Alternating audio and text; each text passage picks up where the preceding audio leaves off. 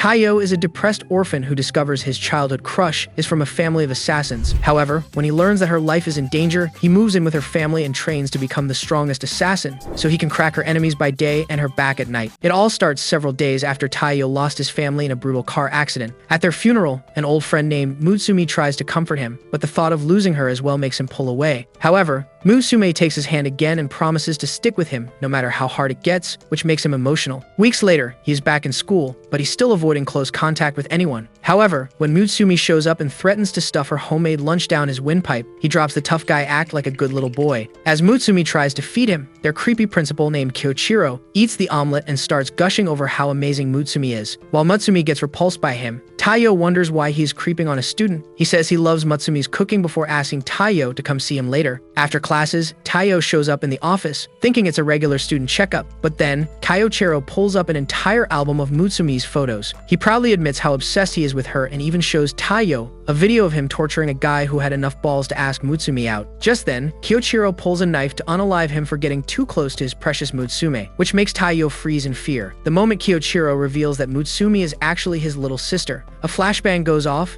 engulfing the entire room, as a mysterious girl in white appears and abducts Taiyo. Hours later, he wakes up and sees Mutsumi surrounded by a bunch of mutated freaks, so he jumps out of the couch and asks what is going on. Mutsumi then tells him to relax because the chick wrapped in toilet paper is her older sister, Futaba. The low-budget Rambo is her brother Shinzo, Shion is the family's tech wizard, Kengo is the rainbow freak, and Nanao is actually a guy who mutated himself with lab experiments. They are all her siblings who use their powers to work as a spy family, but Taiyo refuses to believe her low-budget James Bond story. He then grabs a random Glock from the table, thinking it's fake until he almost blows his brains out and realizes Mutsumi is telling the truth. They then explain that Kyoichiro is actually the oldest sibling and the Satoru Gojo of this anime. Years ago, Mutsumi almost lost her life in a brutal attack, and this made Kyoichiro obsessed with protecting her. Recently, he came to know that someone after Mutsumi's life, so he has mindlessly started to smoke every guy she knows. Before Taiyo can process all this information, multiple alarm systems go off, alerting them that Kyoichiro is back. Futaba then promises to protect Taiyo and says Kyoichiro won't be a problem since they already set traps for him. However, she also knows that Kyoichiro won't stop coming after Taiyo, so she tells him to marry Mutsumi and join the family because they have a rule against unaliving family members. Mutsumi refuses and says they can't just impose a new family on him, but Taiyo doesn't completely hate the idea. Just then, they notice that Kyoichiro has been in the room this entire time, which surprises everyone since he should still be struggling with their traps. Futaba then tells Kyoichiro to forget about Taiyo, but he insists that the traumatized orphan could still pose a threat to Mutsumi. After Futaba twirls him around like a rag doll, Nano tries to clobber his face with a massive fist, but Kyoichiro tells them to stop playing around, like their attacks meant nothing. Seeing this, Kengo takes off with Mutsumi and Taiyo while the others keep trying to stop Kyoichiro.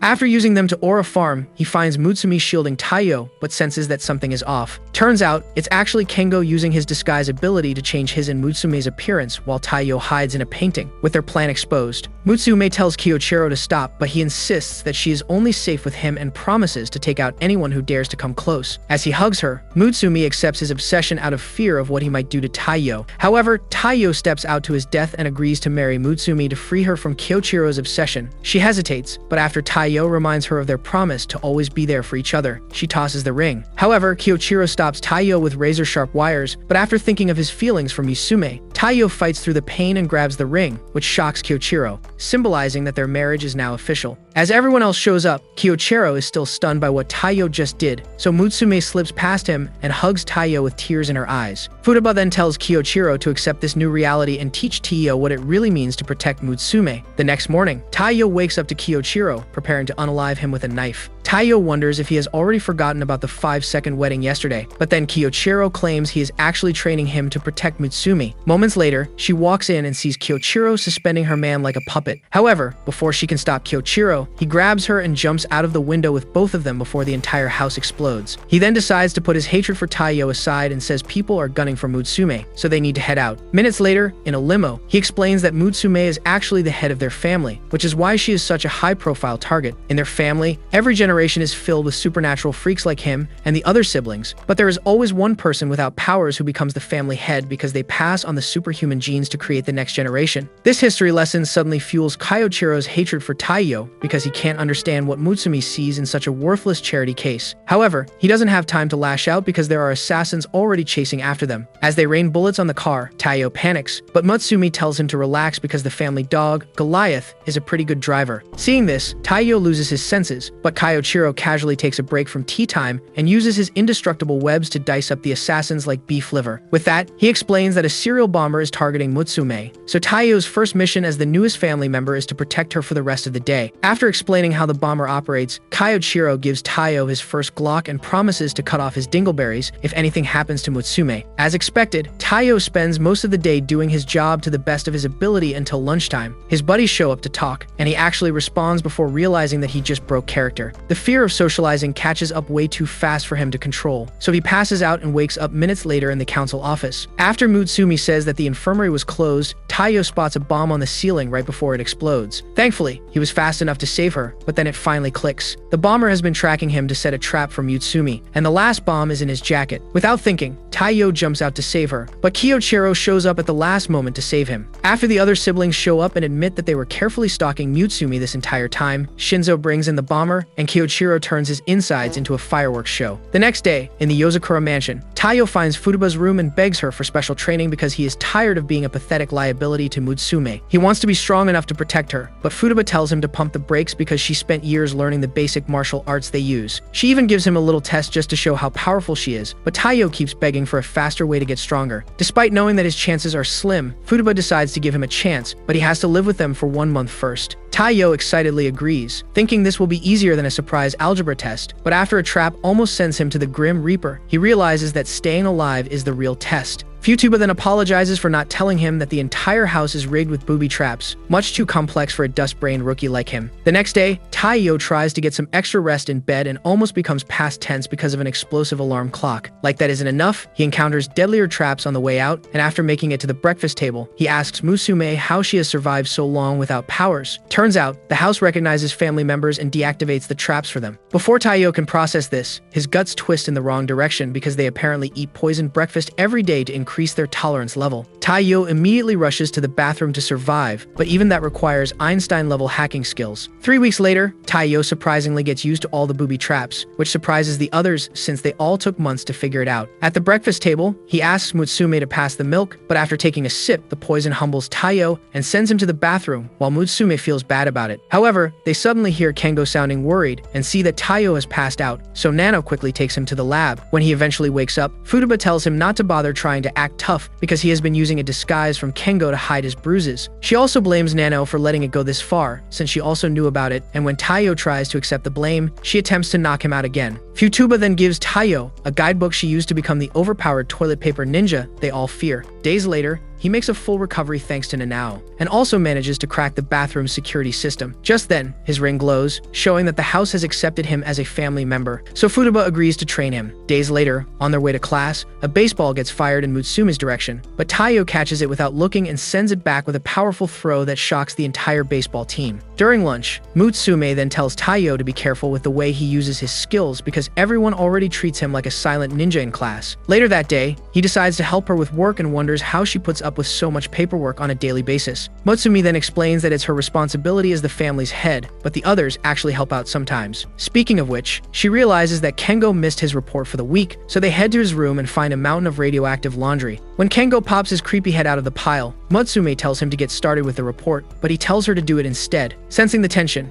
Taiyo tries to find the report document himself, but then Kengo reveals his massive pogo stick and insists that he doesn't deserve all the work she is shoving down his throat. At this, Mutsumi gets pissed and decides to put him in his place, but he uses his abilities to run out of the room. However, Mutsumi locks down the entire compound to stop him from escaping. After several minutes of searching the entire house and asking everyone else, they finally spot Kengo in a painting, so Taiyo takes off to catch him. By the time Musume gets there, Taiyo is alone, claiming that Kengo got away again, so Musume gives up and deactivates lockdown mode. She then suggests heading back to his room to file the report by herself, but as soon as they enter, she slaps a cuff on Taiyo's wrist before telling him to drop the act. Naturally, he gets confused, but Mutsumi knows it's actually Kengo because Taiyo would never let her walk into a room first. This makes Kengo think back to the times he protected her and makes him realize that she is not the same little girl anymore. So he drops the disguise and helps Taiyo complete the research. Later on, Mutsumi makes a special poison-laced curry for Taiyo, but as he eats, Shinzo calls their exclusive phone. Taiyo answers and loses both eardrums as Shinzo begs Mutsume to come save him. Turns out, he has been on a mission this entire time, but he ran out of bullets and is now hiding from blood-hungry criminals. Minutes later, Taiyo enters the illegal facility to help, but his silent ninja skills fail at the worst possible time. Thankfully, Shinzo already gave him some lessons, so he uses that to escape the guards before finding Shinzo, who immediately jumps into his arms and starts romancing the gun. Just then, they get caught, but Shinzo reverts to his cold-blooded nature and casually disarms every goon in the facility. However, as they make a run for the exit, Taiyo gets shot through the thigh and drops. A sniper then threatens to blow his head off, so Shinzo drops his gun. At this moment, Taiyo recalls when Mutsume told him that Shinzo can use anything as a weapon,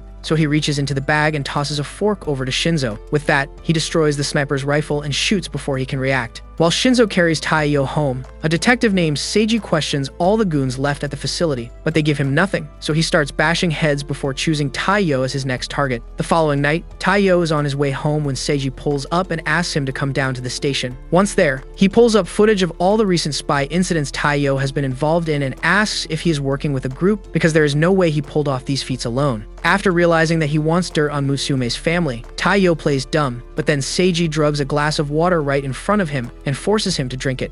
Thankfully, Taiyo came prepared with a throat balloon, but Seiji starts attacking with his hammer. After pinning Taiyo to the wall, he keeps demanding answers, but Taiyo makes up his mind and says he would rather get murked than live as a snitch. Seiji commends his bravery and tries to bash his skull in, but Taiyo dodges, causing the wall to fall apart and reveal Kyoichiro. Turns out, this whole thing was a test to see if Taiyo would remain loyal to the family because Seiji is actually the one keeping their family's business hidden from law enforcement. With that, Kyoichiro says he has a mission to attend to and tells Taiyo to get to school, since they have been up all night. The next day, in class, Mutsume gets worried because Taiyo looks like a hospital emergency waiting to happen. Just then, Kyoichiro walks in and says he will be teaching them for the day. As the class starts, Taiyo gets sleepy, but just as he shuts his eyelids, a chalk stick almost obliterates him. He then hears Kyoichiro communicating through Morse code to tell him that this is actually a training session to teach him how to keep part of his brain active while sleeping. If he falls asleep completely, the chalk will make sure he never wakes up again. When Mutsume joins the conversation and tells Kyoichiro to stop, Taiyo accepts the test to prove that he deserves her again. However, Kyoichiro makes it worse by exploding a sleeping gas bomb that knocks everyone out. As Mutsume uses her mask to yell at Kyoichiro, he spots Taiyo sleeping and uses that opportunity to attack, but Taiyo blocks it with a stun gun because he has mastered the half-sleep state. Despite this, Kyoichiro speeds up his attacks to make it worse, and this makes Mutsume wonder if Taiyo is even human anymore. Days later, Taiyo turns to books for inspiration on how to spice up his relationship. However, just as Mutsume shows up to spend time with him, Seiji calls for a top priority mission, so Taiyo heads to an amusement park, where he learns that there is a suspicious couple with dangerous guns. As he looks around, Taiyo realizes that the only suspicious one is him, because everyone else is having a good time while he keeps staring at them like a creep. Thankfully, Mutsume shows up and offers to help with the mission, so they pick 3 suspicious couples to focus on.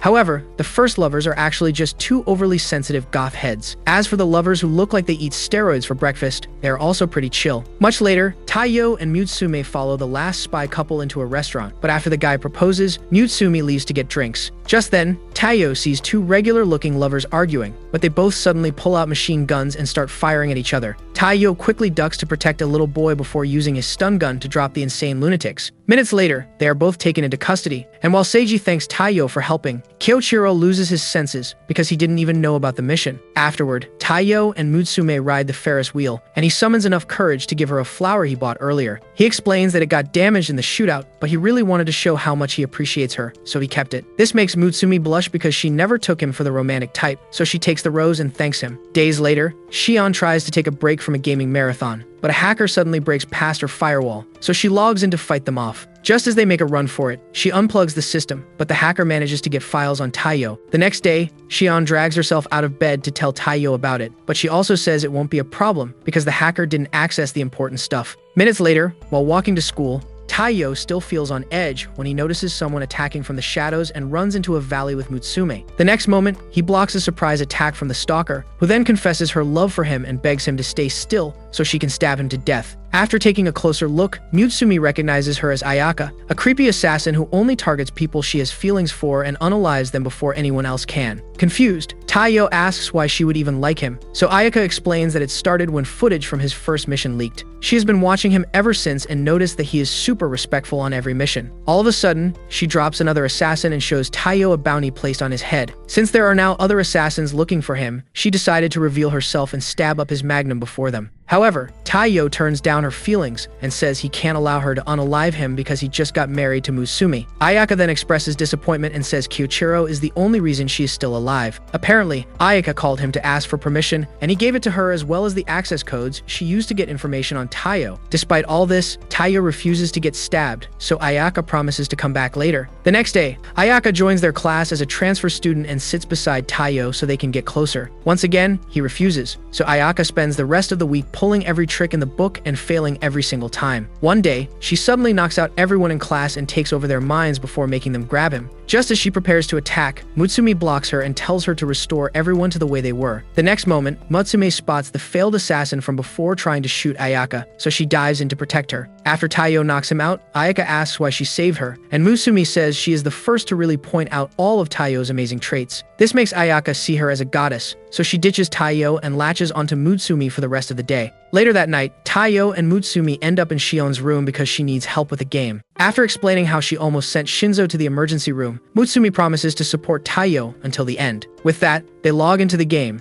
and Shion teaches Taiyo how to defeat opponents before they both take down an ugly train shaped like Kyoichiro. Just as Taiyo wonders why the game is important, a news channel broadcasts a live story about a runaway train that just stopped all of a sudden. Shion then explains that she solves real-world problems by turning them into games. However, unlike those worthless Call of Duty bots, they can't respawn during a game, so success is literally a matter of life and death. The next moment, she pulls up footage of a gunship heading to a national power plant and says the next mission is to stop it. Once again, they log into the game, and she gives Taiyo a special potion that can only revive him once. However, as they start playing, Taiyo gets confused, so he starts using cheats, which pisses Shion off. She eventually manages to stop the gunship, but then a whole army of military drones shows up to destroy the plant. Taiyo then uses the potion to revive the gunship, so they use its firepower to destroy the drones. However, they still get overwhelmed until a new character shows up to help. It's Ayaka, and although she just wants to steal more data about Mutsume and Taiyo, she joins the mission and helps them destroy all the drones. Taiyo then gets his first break in hours, but Shion says he isn't going anywhere because she needs to teach him how to play without using cheats like a loser. Days later, Taiyo is trying to get rid of his stickman physique when Nano calls to talk about his current mission. He was sent to neutralize a bioweapon, and although his body can easily neutralize the poison, he will get knocked out for a couple of hours in the process. At this, Taiyo suits up and heads to the facility, but once inside, he gets suspicious because Nano couldn't have caused this much damage. Just then, two assassins named Oga and Soi show up, so Taiyo prepares for a fight, but they are also government spies sent to destroy the bioweapon. Oga is also a huge fan of Taiyo, who seems to have built quite a reputation in the underworld. With that out of the way, they both join forces to take out the rest of the guards until they find Nano. However, before Taiyo can help, they stop him and say Nano also has to be destroyed since the bioweapon is in his body. Naturally, Taiyo steps up to fight them, but Soi blazes past him in an instant and lands several brutal slices that drop Taiyo. Thankfully, Nano finally wakes up and assures them that the poison is gone before proving it with a poison patch. The next day, Kyoichiro tortures Taiyo for getting dropped like Prime Sakura until Mutsume shows up and stops him. Taiyo then admits that he was pathetic and asks for a way to redeem himself, so Kyoichiro tells him to get stronger than Soi. Days later, Sui notices that Taiyo has been stalking him, so he tells the weak creep to stop. Taiyo then says he plans to learn everything about his power, but Soi says that will only be possible if he can keep up. Once they get to the station, Soi takes off with his undetectable speed, but Taiyo keeps up by playing Spider-Man.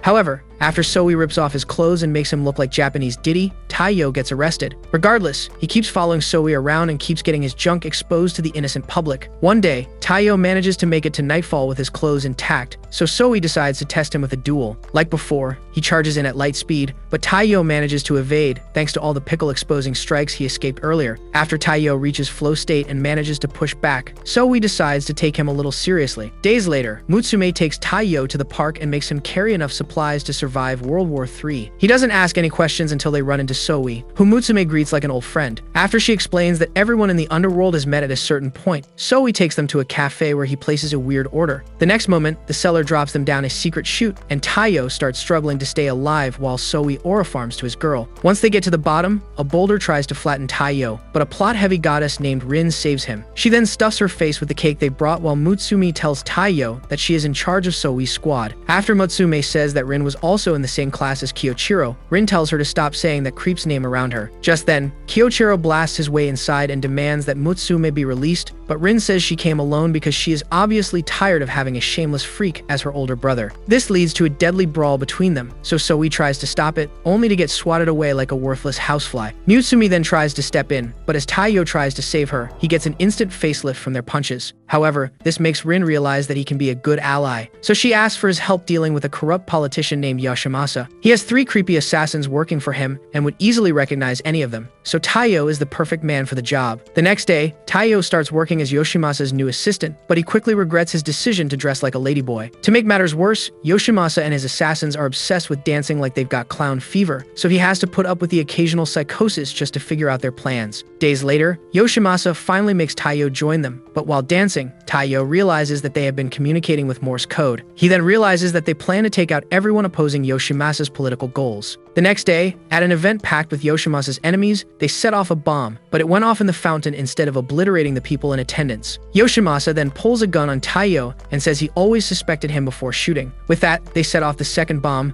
but the entire place gets flooded with fluff, and Taiyo gets back up. As the triplets try to attack, Saoi shows up to help, so they make a run for it. Minutes later, Taiyo is securing Yoshimasa in a transport vehicle when he says that the accident that unalived his entire family was planned. Surprised, Taiyo immediately demands to know the truth, but then Saoi calls to tell him that the real minister has just been kidnapped, meaning that they got the wrong guy. Just then, Yoshimata drops an earring that blows up the entire bus so he can escape. Minutes later, Taiyo survives the blast and learns from Saoi that Yoshimata is actually a legendary spy who faked his own death and vanished years ago. By then, Yoshimasa has just started a broadcast with the real minister and tells him to admit the truth to the entire nation. When the minister refuses and chooses death instead, Yoshimasa decides to end it, but then Taiyo shows up and shuts off the camera to end the live stream. Yoshimasa then tells him not to bother with the stun gun because he is not in range, so Taiyo decides to try something else. However, after he charges, Yoshimasa easily pins him down thanks to years of being absolutely goated. Just then, the triplets show up, but Soe also pulls up and uses a deadly skill to drop them several floors down. While he fights the triplets, Taiyo decides to use a poison knife he got from Shinzo, but Yoshimasa overpowers him again and stabs him with it. As Taiyo struggles to stay awake, Soe finally manages to defeat the triplets. At the same time, Taiyo finally gets back up, so Yoshimasa decides to end this once and for all. However, instead of foolishly charging in again, Taiyo uses Soe's super speed as well as every other skill he has mastered to get the drop on Yoshimasa. This surprises the legendary spy, who then decides to tell Taiyo the whole truth about what happened to his family. As he places a note into Taiyo's palm, a bullet zips through his neck, causing him to bleed to death while Taiyo looks around for the shooter. Much later, Taiyo follows the instructions on the note and finds a tree where a special box was buried. With that, he returns home, where Mutsume and the others welcome him back and congratulate him. After, he wonders if opening the box is a good idea, and Matsumi notices, so she asks, and Taiyo says the contents might flip his entire life again, and he's not ready for that. She then kisses him and assures him that she will remain at his side regardless of what happens. With that, Taiyo tries to get some rest, but Ayaka suddenly attacks with her glistening thighs, which surprises him. After Matsumi explains that she got hired as their maid, Ayaka says that Taiyo's bounty has gone up, so she wants to be the first to unalive him. She also wants to help him become a goated assassin so someone like Yoshimasa won't flip him like fresh pancakes next time he gets a high-profile mission. Much later, Taiyo hops in the shower, but then Ayaka shows up to surprise him. However, she sets off a trap in the process and almost becomes human-flavored barbecue. Thankfully, Taiyo deactivates the trap, but he ends up in an unholy position with her right before Kyoichiro walks in. The already psychotic brother then thinks he is cheating on Mutsume, so he chases Taiyo all over the place, trying to chop off his glizzy. The next day, Taiyo is on his way out when Mutsume stops him because he left his phone. Just then, someone named Kaoru calls, and he suddenly snatches the phone before running off. Ayaka sees this and tells Mutsume that he is definitely cheating on her. Much later, Matsumi takes Taiyo along to walk Goliath and admits to feeling excited because they haven't spent a lot of time together. After Goliath suddenly increases in size, she explains that he was made through several genetic modifications over a long period of time to serve their family. However, he only answers to the head of the family, which is why she is in charge of walking him. With that, she climbs his back, but Goliath refuses to carry Taiyo, so he holds the leash as his life depends on it. Minutes later, at a park, a couple of locals try to play with him. but he spots a bomb strapped to one of their balloons right before it goes off. After the dust settles, they are surprised to see that Taiyo shielded everyone. So Goliath starts tracing the scent of the bomb's particles while Mutsumi reverse engineers the comms to see the culprit. It's Pennywise from the dollar store, and as he tries to boast about his amazing plan to unalive her, Goliath breaks into his hideout and treats him like a chew toy. Much later, it's time to go home, and he decides to let Taiyo ride on his back for the first time. However, when they get back, another disaster is waiting because Ayaka and Kiyochiro are convinced that Taiyo is cheating on Mutsumi. As they both try to end his short life, a chick named Momiji shows up with an old geezer to deliver a package for Taiyo. He then reminds her that it was meant to be a secret, but Momiji says this was the best way to avoid any misunderstanding. She then presents the special tea Kiyochiro loves and says Taiyo risked his life to gather the super rare ingredients because he heard Mutsume complain when it finished a couple of days ago. At this, Kiyochiro strangles himself for trying to unalive Taiyo, while Ayaka begs him to forgive her. When Kiyochiro refuses to apologize, Mutsumi makes Goliath crush him with weight. The next day, after surviving a brutal training session with Futaba, Taiyo heads inside and sees Mutsume with a photo album. After taking a closer look, he learns that it's a photo from the day Nanao got his spy license, but Taiyo has no idea what that is. They then explain that he needs a spy license to be officially recognized by the Association of Spies. He also gets some exclusive perks as a member, so Taiyo gets intrigued and says he wants to get it. Just then, Kiyochiro shows up and explains how grueling the test can be before threatening to finish him off for good if he embarrasses the family again. The next day, at the exam venue, Taiyo easily blazes through the first test, but while he gets excited for what comes next, the other assassins start plotting against him. Moments later,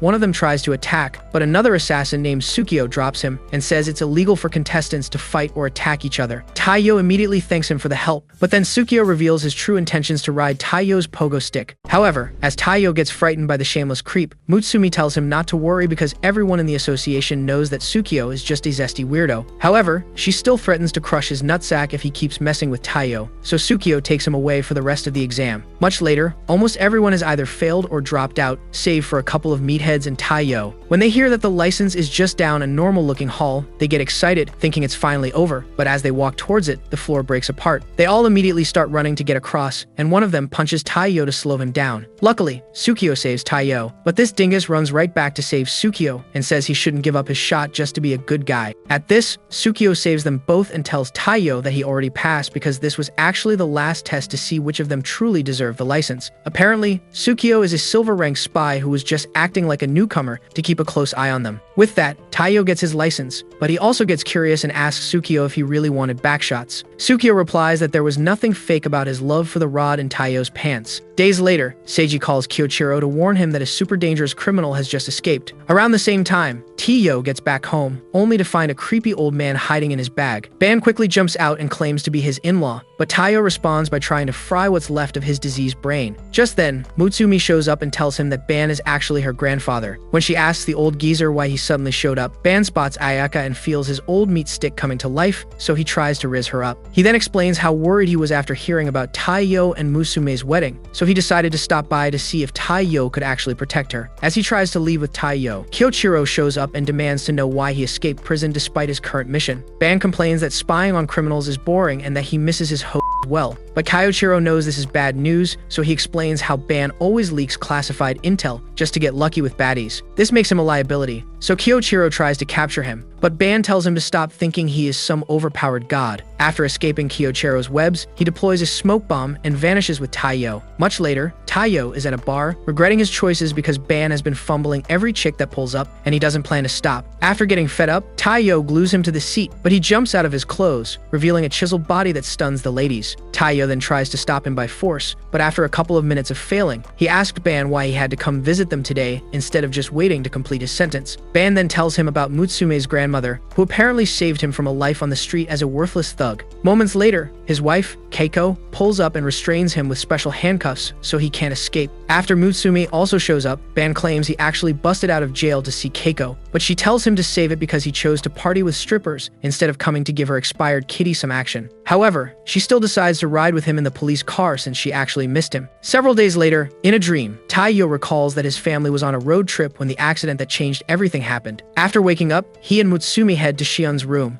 hoping that she has found something in the device from Yoshimasa's box. Thankfully, she has, but Taiyo gets surprised when she pulls up a list of people invited to Mutsumi's parents' wedding. Upon seeing that his parents were on the guest list, Mutsumi breaks down because she thinks the accident was all their fault. However, Taiyo tells her to relax because there has to be another reason, and Shion says the same thing. She then tells Taiyo about a place called the Library of the Dead and says they could find more clues about what really happened that night. Much later, Taiyo shows up at the library and gets shocked when the attendant, Mekan, starts attacking people for making the tiniest sounds. He immediately gets the message and carefully searches the library until he finds a record of his family's accident. Unfortunately, it's all surface-level stuff, so Taiyo places the device for one last check. That's when he learns that the group responsible for his family's accident is called Tanpopo. Later on, at home, Kiyochiro tells Taiyo that the same group unalived Mutsume's mother, and the only suspect they have been able to notice is a doctor named Makoto, because his name keeps popping up in all the murder cases that happened in that time period. The next day, they both put on disguises and head to the hospital for a checkup with Makoto. It all goes according to plan as they learn everything about the hospital and his office. After working hours, Makoto leaves, so Taiyo sneaks back in and uses Shion's devices to hack into Makoto's files. Inside, he learns that the seemingly chill doctor is trying to recreate the special protein that creates overpowered spies like Mutsume's siblings. To achieve this, though, he needs Mutsume's heart, but as Taiyo reads more about the plan, Makoto suddenly attacks him. Taiyo dodges and demands to know the truth about his connection to the accident, but Makoto tries to unalive him again. This time, Taiyo shoots, but Makoto stops the electricity with his hands before using a flashbang to escape. Taiyo then promises to protect Mutsume no matter the cost. Later on, at the house, Taiyo looks through all the data he got and finds a bunch of reservations made in a suspicious hotel called the Dandelion. Upon learning that it might be connected to Tanpopo, he decides to go check it out. The next day, he sneaks in as a new hotel staff member, and Kiyochiro calls to tell him that Makoto actually booked a room at the top suite for the day. After also saying that he sent Shinzo for backup, Kiyochiro hangs up, and Futaba asks why he suddenly became so helpful to Taiyo. Kiyochiro explains that doing this will help Taiyo get closure for what happened to his family, but Futaba still suspects something else. Meanwhile, Taiyo tries to take an elevator up to the suite, but another worker stops him and says that irrelevant stagehands are not allowed up there. Minutes later, he starts climbing up the side of the building using special gloves from Nanao, but at a certain height, he finds himself in serious trouble. Some rich dude's side piece is pissed at him for not buying the purse she wants after all the sloppy brains she gave him, so she starts tossing stuff out of the room. After she throws out a massive vase, Taiyo falls into the pool and starts rethinking this mission until he hears a lady asking the workers to take her pet lioness up to the suite. Around the same time, a juiced-up guy named Noman meets Makoto in his suite to discuss business. Makoto then tries to offer him a shirt, but Noman declines, so he brings out a special pill and assures Noman that there won't be any side effects this time. The next moment, they see the pet lioness from earlier threatening to shoot, but Makoto knows it's Taiyo. Makoto then asks why he is making him regret sparing his life the other night. Taiyo drops the disguise, expecting a normal dialogue, but Noman throws an entire frame of glass at him and attacks before he can respond. Seeing this, Makoto tells him to use Taiyo as a test subject for the pill.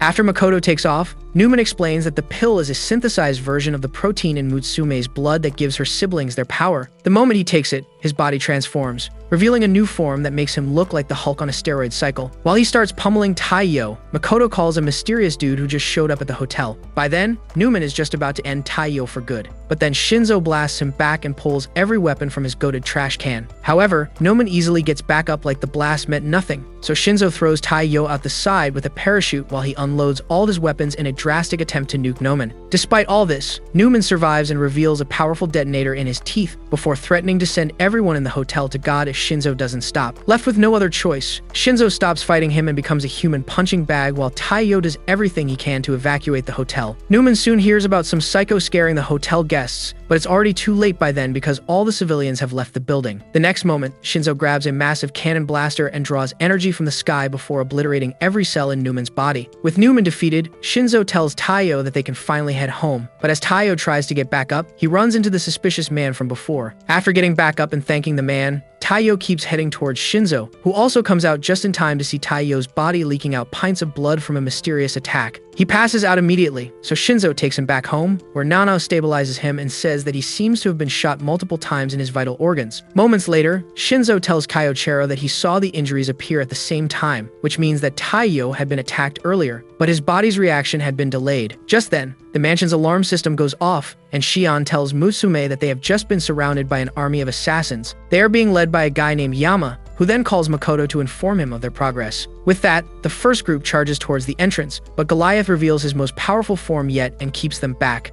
Meanwhile, a second group tries to enter the mansion, but Kyoichiro was already expecting them at the door. Despite sensing the massive aura from him, they foolishly attack. So Kyoichiro uses his razor-sharp webs to hold them back while Goliath attacks the rest. The next moment, Yama yeets himself toward Goliath and delivers a jaw-snapping punch that sends them both crashing into the mansion. At the same moment, Kyoichiro notices that someone is jamming their comms. Before he can react, the mansion's lockdown mode is activated, sealing Mutsumi and Tio inside with Yama. Since only a person with the family's ring can do this, Kyoichiro quickly realizes who it was. It's none other than his pops, Momo, who only got a family ring because he married the previous family head. At the same time, Yama cuts off all the power in the mansion, so Taiyo's vitals start crashing. Motsume panics, but after recalling the time her mom explained how powerful their blood was, she grabs a needle and starts a transfusion. Despite this, Taiyo's body keeps crashing, which makes her emotional. To make matters worse, Yama finally locates the room, but the moment he attacks, Taiyo moves Mutsumi out of the way. When he attacks, Yama realizes that he just unlocked some new kind of power, so he tries to overpower Taiyo, but nothing works as Taiyo keeps unleashing powerful attacks. All of a sudden, Mutsume's blood overloads his system, which makes his body crash and gives Yama the opening he has been praying for. Motsume notices this, so she embraces Taiyo and tells him to focus on her voice so he can master this new power. However, with seconds to spare, she says she would rather go out with him than let them do what they want with her heart. Before she can shoot, Yama smacks her away, but Taiyo has mastered control of her blood, so he punches Yama and leaves a gaping hole in his midsection. At the same time, Momo reveals that the attack was his plan to force Mutsume into injecting Taiyo with her blood. Kyoichiro realizes that this old geezer is not capping, so he asks why he had to go this far, and Momo says it was the only way to make sure Taiyo can protect Mutsume. With that, he leaves, but Kyoichiro completely loses it and destroys the forest in hopes that Momo gets smoked in the process. Despite this, Momo casually grabs his webs and reminds him who the boss is, but Kyoichiro still manages to grab the ring before heading back home. Once there, he sees that Taiyo has officially gone nuts because his body is still struggling to accept Mutsumi's blood. After they all fail to hold him down, Kyoichiro uses his webs and says he needs to hear the voice of the person he loves. The others try to stop him because Mutsumi's voice is horrible, but she still sings to Taiyo and restores his sanity. The next day, Taiyo wakes up with extremely painful cramps, but he still decides to go to school so people won't suspect him. Mutsumi then suggests going with Nanao in case he needs help, but Taiyo gets confused and asks if Nanao can go to school, while looking like something from Frankenstein's lab. However, Nanao suddenly injects himself with a weird substance that reveals his regular human body. Minutes later, while walking to school,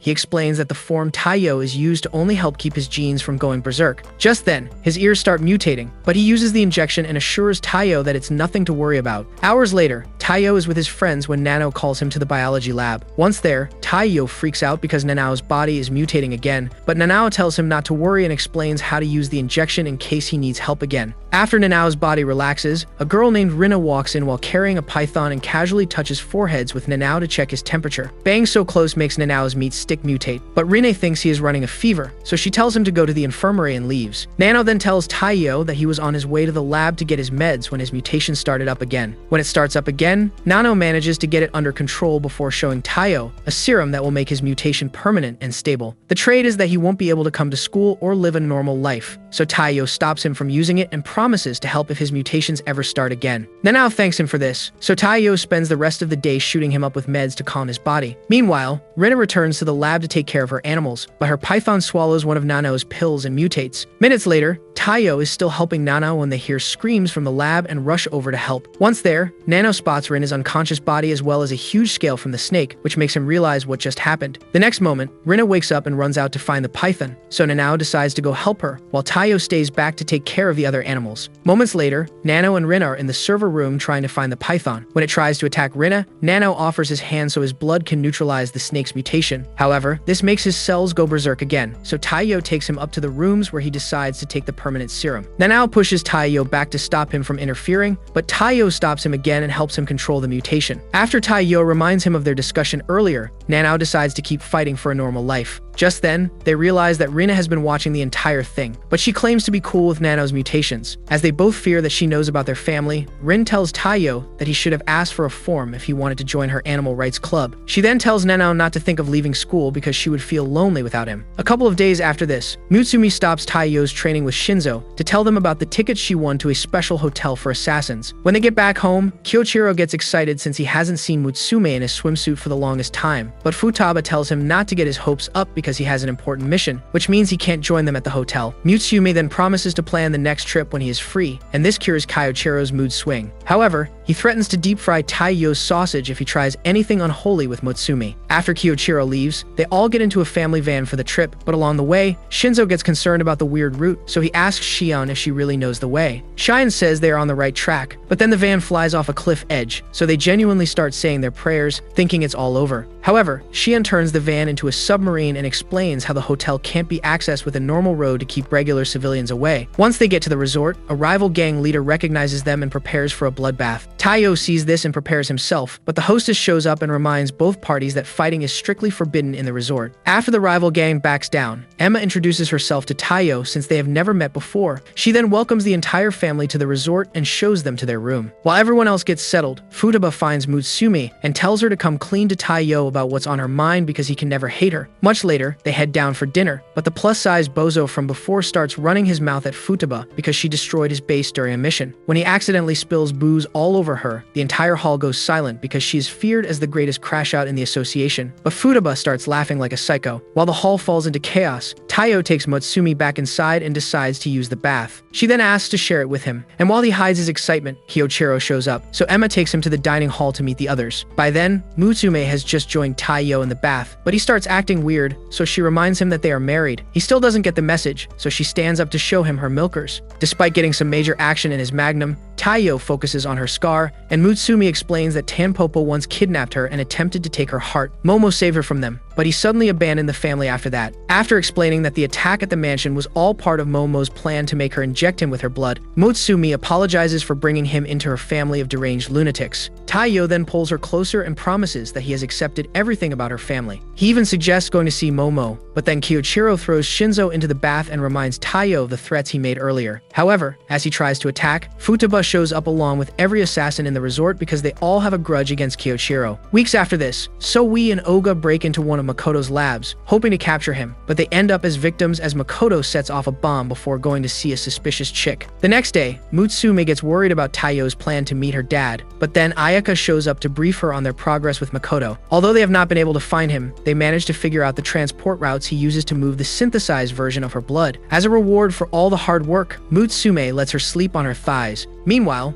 Momo has just shown up on a train for a meeting with Makoto. Just a couple of cars away, Taiyo is struggling to keep up with his train server disguise as people keep complaining about random stuff. They all keep complaining about not being able to taste or smell their food, and some little miscreant almost sends himself to the ancestors. After saving the little troublemaker, Taiyo heads back inside and sees the white-haired girl from before about to fall out. As he rushes over to help her, Yuki hands his gun over, so he thanks her and promises to get her a free glass of wine before answering a lady who keeps yapping about her window. She is worried that leaving it closed could make her suffocate, but Taiyo says it won't be a problem since the train runs on steam. However, after thinking about the fact that everyone has been complaining about the same thing, he uses a special poison detector, which reveals that the train has been modified to produce an invisible smoke. This explains why everyone has been complaining, since the smoke alters their senses. Taiyo quickly runs to the main car and uses his gun to blow all the windows open. He then spots Momo and walks over to greet him with the gun. After Yuki shows up, Momo suddenly moves to Taiyo's back, leaving him exposed to Yuki's powerful hair strands. She immediately snatches him up while Makoto explains that she is the only person who achieved 100% compatibility with the synthesized Yozakura blood. Makoto further explains that all the information they have discovered about Tanpopo was intentionally leaked to draw Taiyo out because they need to compare his abilities with Yuki. With that said, he leaves with Momo, so Yuki tries to send Taiyo to his parents, but he breaks free. He then charges in and tries to dodge her hair, but she easily drops him before deciding to give him a history lesson. 10 years ago, she was on the verge of kicking the bucket from cancer, but Makoto saved her with the drug on the condition that she only had 10 years more. Turns out, the drug apparently eats away at regular human cells, and she is also destined for an excruciating death. This makes Taiyo curious, so he asks why she would accept this fate in the first place. After reminding him that she was practically dead when Makoto first found her, Yuki says she is glad she gets to help Tanpopo take down the Yozakura family as her final mission. This makes Taiyo realize how serious the situation is, so he turns his gun into an overpowered sword to take her down. Using every ounce of energy he can muster, Taiyo manages to cut her hair, but Yuki easily regenerates it and counters with a flurry of attacks that force him back.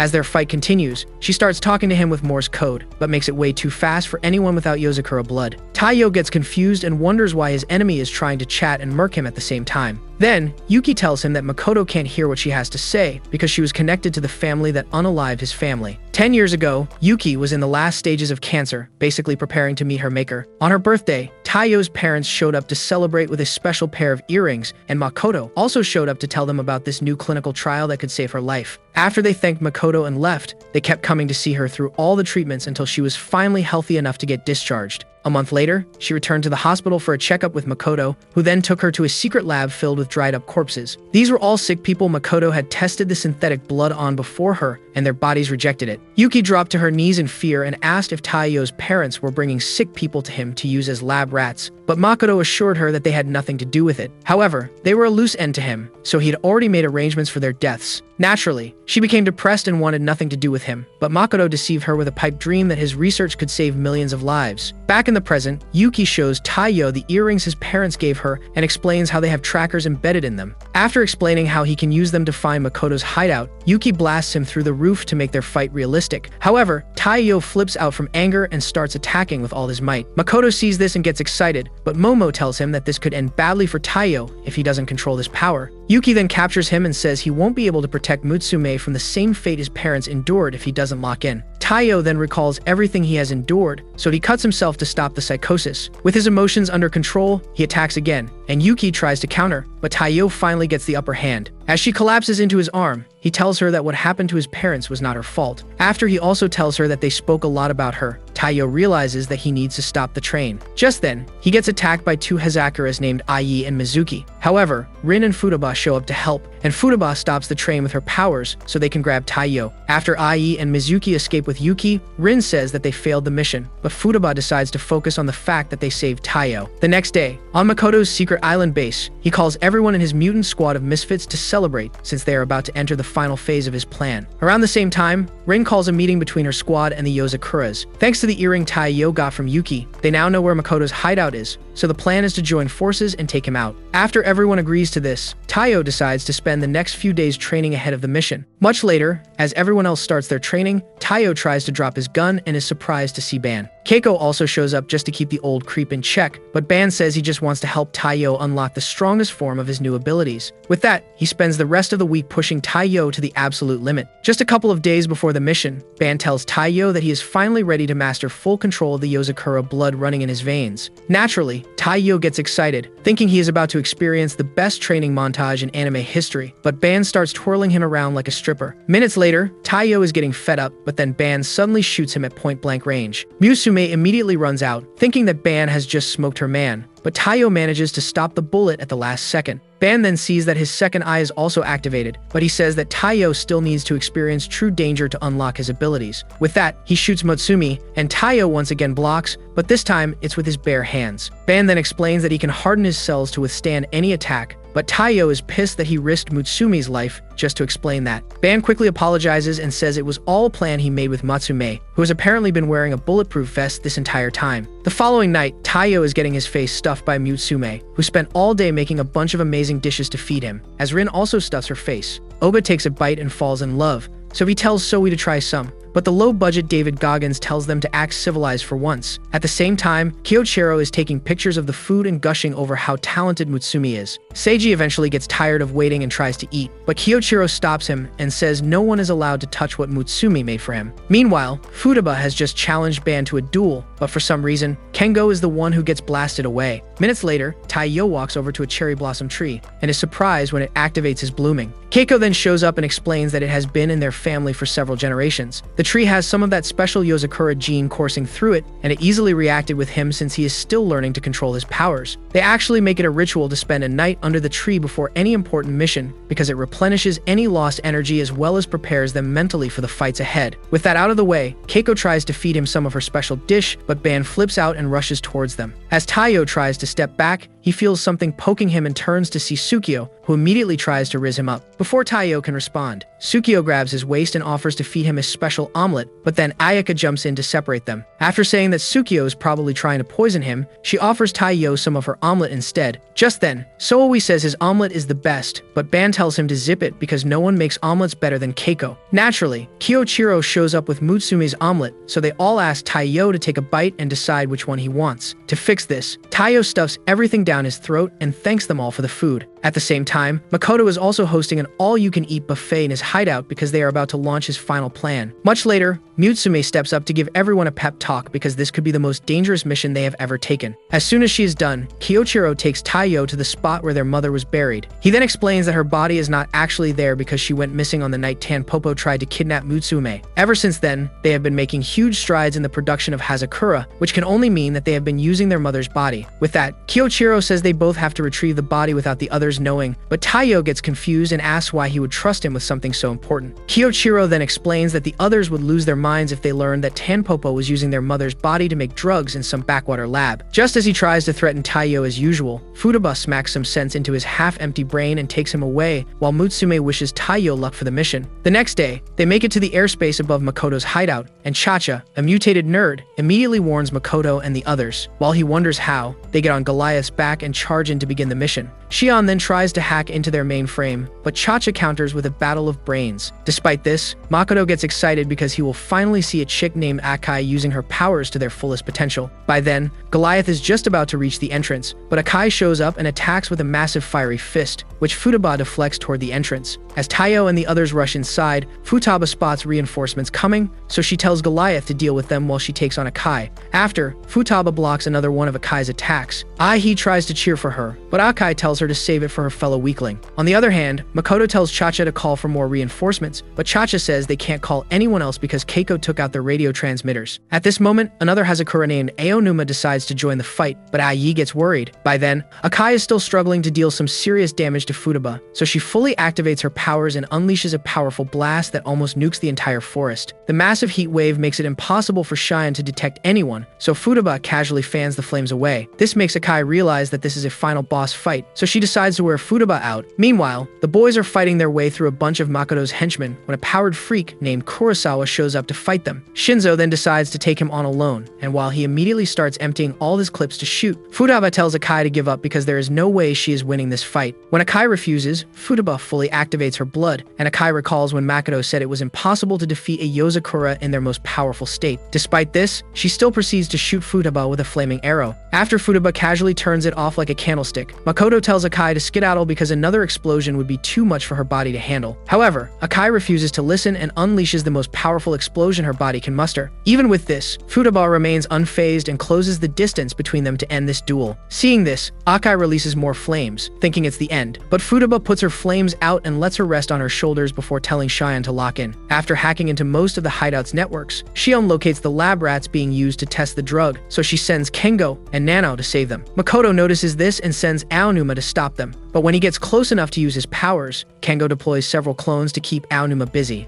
Makoto then tells Kurosawa to go unalive all the test subjects because he can't have any of their data leaked. Ai hears this and tries to stop Makoto because some of the test subjects are her friends, but Mizuki quickly reminds her to stay in line. Just then, Kurosawa receives the order, so he attacks his own henchmen just to get to the test subjects faster. However, Shinzo suddenly busts out his little friend that pierces through Kurosawa's iron cells. This surprises him because no one has been able to give him a single scratch, so he decides that Shinzo is the main threat. All of a sudden, they get separated by a wall, and as Kurosawa starts cutting into it, Shion tells Shinzo to head back because Kurosawa is way out of his league. When he insists on fighting, Ayaka supports him and tells Shion to have a little faith because Shinzo has been training for a long time for this. Just then, Kurosawa breaks through, but Shinzo manages to hold him back until he scatters his cells all over the place and attacks from every angle. This leaves Shinzo with several fatal injuries, but as his body starts crashing, he recalls the time his mom explained how scary it could feel to activate his blood. She also gave him a speech about true strength, so Shinzo uses these memories to pick himself back up before activating his blood. After apologizing for what he is about to do, Shinzo takes off one of Kurosawa's arms, and he gets surprised that he can't regenerate anymore. Shinzo then says it's a normal effect of fighting true Yozakura blood, but Kurosawa gets strangely excited for more. As they continue trading blows, Kurosawa realizes that he can regenerate with Shinzo's blood, but as he tries to get a direct shot, Shinzo deploys every weapon in his arsenal and slices his head clean off. He then calls the others to share the good news, but another group of henchmen shows up to finish what Kurosawa started. All of a sudden, they start exploding, and when Makoto tells Chacha that they should have placed bombs in the test subjects, Chacha asks if all this destruction is really necessary. Makoto then says he is prepared to sacrifice everyone so long as he keeps Mutsumi's mum to keep making Hazakura. Just then, Shion realizes that he is planning to blow the entire island to smithereens with a massive pile of Hazakura stored deep inside the ground. She immediately calls the others to tell them that this explosion is meant to spread Hazakura to the rest of the world and trigger a brutal period of natural selection where only the compatible people survive their transformations. With 30 minutes left to stop the explosion, Shion tries to hack into their systems again, but Chacha stops her and says she always depends on her enemy's power supply to attack them. After Aonuma shuts off their last power supply,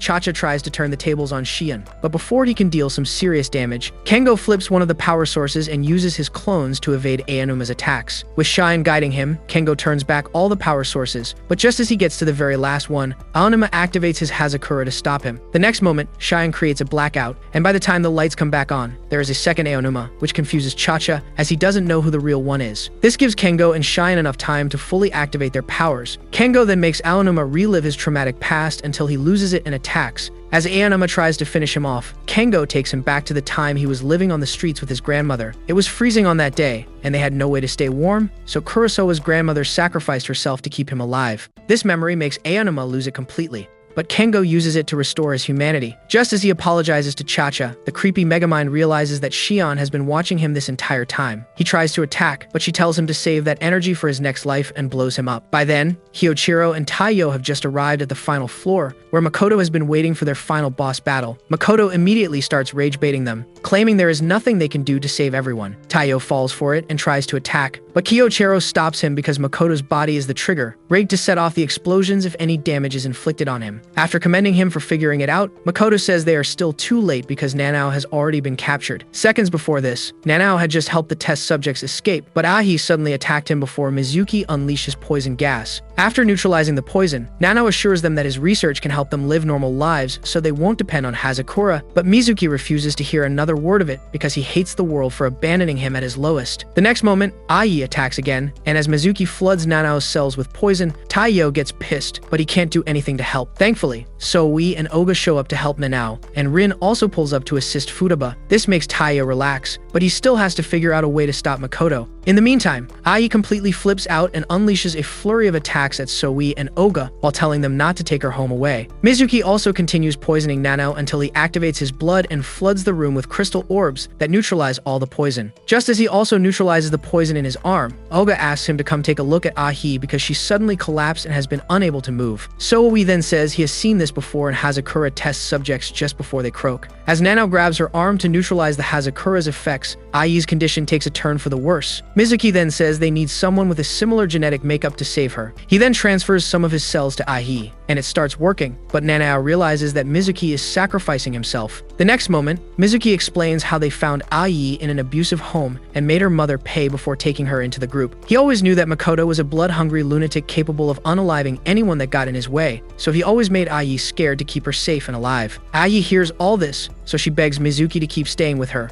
but he apologizes for always scaring her and fades into nothingness. Just then, Shion disconnects Makoto from the bomb, so Taiyo attacks, but he treats it like a snack. As he then tries to detonate the bomb with his phone, Kyoichiro chops his body into bits and tells Taiyo to remain vigilant because Makoto can reassemble his entire body. He further explains how Shion found some information that proved Makoto has been alive for well over a century. Makoto agrees with this and says he started researching their family after the Second World War. He then tells them to give up because there is nothing they can do at this point. With that, Makoto drops a finger, then transforms into a living combination of every mutation he has ever made. He then runs into the chamber to manually set off the bomb, but Kyoichiro yeets Taiyo right past the monster so he can stop Makoto.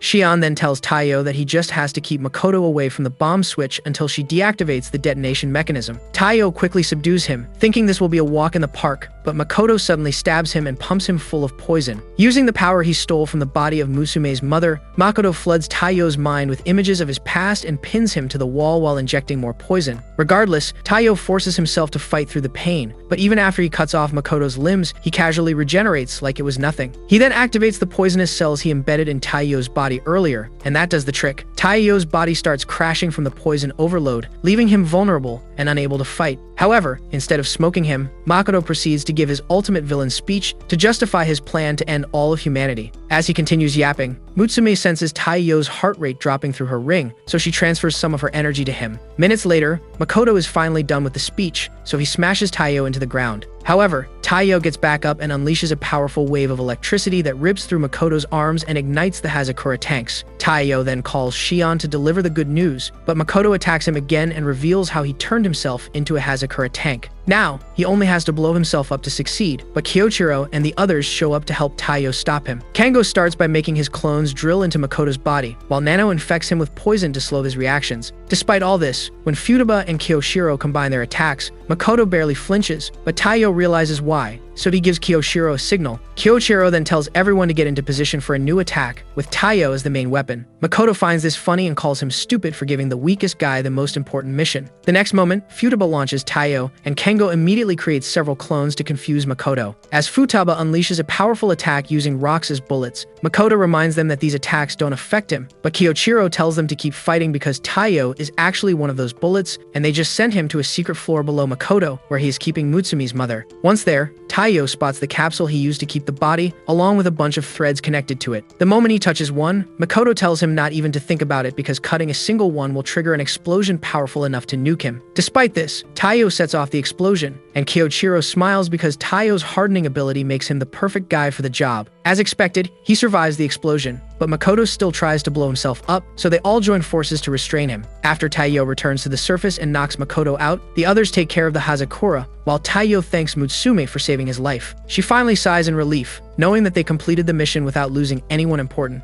With the real danger taken care of, Taiyo takes Kyoichiro down to where he kept their mother's body. Meanwhile, Ban sees Momo trying to leave with his daughter's heart, so he asks for it back, but Momo refuses. Ban then shoots him, and after getting wounded, Momo says he won't forget this and leaves. Later, Makoto gets arrested, while the test subjects that survived are placed under close care to make sure they are all healthy. The following night, Mutsume completes her report on the mission, so she decides to take a walk and finds Taiyo tending to her mother's grave. After she joins him, he promises to help figure out what happened with her father, and this makes Mutsume emotional. Several weeks later, Taiyo wakes up and is surprised to see Mutsume in a wedding dress. After Kengo also puts him in a suit, he learns that they prepared a proper wedding ceremony for both of them. Minutes later, they arrive at the reception, which is packed with all their close friends and colleagues. After all the usual theatrics, a special video is played for the lovebirds, and Mutsume gets emotional because it's a message her mom recorded for this special occasion. She also made it to tell the lucky guy to keep her daughter safe, so Taiyo promises to do just that. With Momo still on the run with the heart, is Taiyo's new life with Mutsume actually safe, or does he have to take out his own father-in-law? Comment next part to find out, and since you made it this far, leave a comment about your favorite Yokozuna sibling, and don't forget to turn on post notifications to make sure you never miss recaps like this.